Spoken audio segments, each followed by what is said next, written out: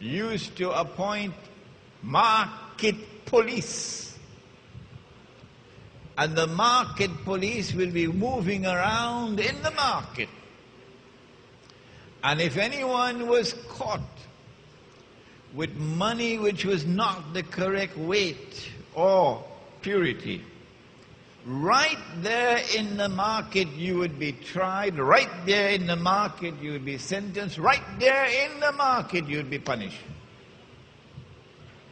The State University of New York, in a place called Binghamton, is famous for scholars who have distinguished themselves in the study of the free and the fair market. And they have come to the conclusion that the last free and fair market that the world ever experienced was the market of the Ottoman Islamic Empire. When the strange and mysterious alliance took place between European Jews and European Christians, that strange and mysterious alliance created modern Western civilization, the modern West. And the modern West then proceeded to attack money, to corrupt money, to destroy real money, and to substitute it and replace it with artificial money, bogus, fraudulent money that was totally and utterly haram.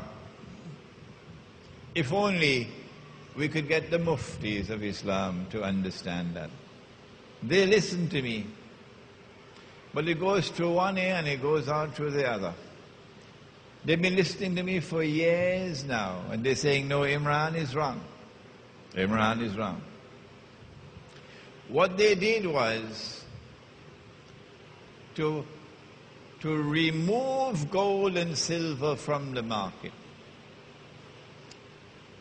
and to eventually impose upon mankind a law prohibiting the use of gold as money.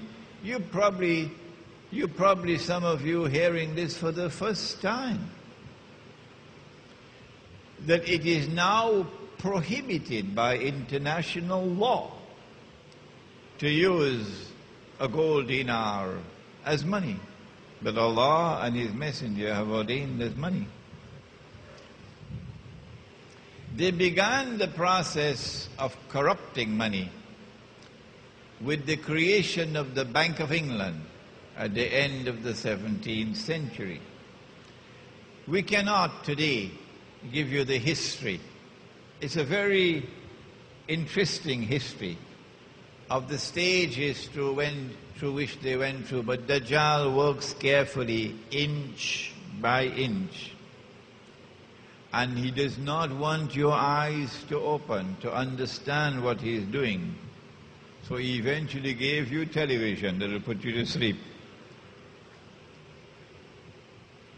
The process commenced with the creation of the Bank of England. And England issuing paper currencies. The paper currency was supposed to be redeemable in gold. Redeemable meaning you could take your paper to the bank and the bank will give you the gold, redeemable. But you are setting up people to rip them off, because you issue more paper than you have gold. And when they realize that and they rush to get back their gold, all fall down. And so they are ripped off. And this happened within a few years of the creation of the Bank of England. The process continued after the British ruling state began to transfer power, or the transference of power was taking place to the second ruling state, the United States. The US dollar is redeemable in gold at 20 US dollars for 1 ounce of gold. But somewhere around, must have been 1926 or 27, if I'm wrong, correct me, the Federal Reserve was created. Somewhere around there, the Federal Reserve, a private bank, which seeks to impersonate a national bank, a state bank, private bank. And then suddenly the US government does something strange at the behest of the Federal Reserve. In April of 1931, most Americans don't know this. In April of 1931, the US government declared the use of gold, to keep gold coins and gold bullion to be illegal. In other words, they demonetized gold. Gold is no longer legal tender. And if you're caught with gold after a certain date, if you do not hand it over to the meaning to the Federal Reserve, who will give you $20 to each gold coin that you give them, 1 ounce of gold. If you're caught with gold after a certain time, gold coins or gold bullion or gold certificates, you go to jail for 6 months and pay 10,000 US dollars in fine. That's a lot of money in those days. And so all the Americans rushed to give their gold to Uncle Sam and to take the paper at $20 an ounce. And then, of course, the sensible ones, the ones who knew the scam that was coming along, they didn't give Uncle Sam their gold. No. They changed all the paper that they had for gold. And then they shipped the gold to Switzerland, outside of Uncle Sam's reach, because they knew what's coming. And this is why today, you see all around the United States, people wanted to buy gold, because they know what's coming. In January of 1934, the US government, at the behest of the Federal Reserve, now remonetizes gold. It cancels the legislation. You can now come back and buy back your gold from Uncle Sam. But Uncle Sam changed the value of his paper.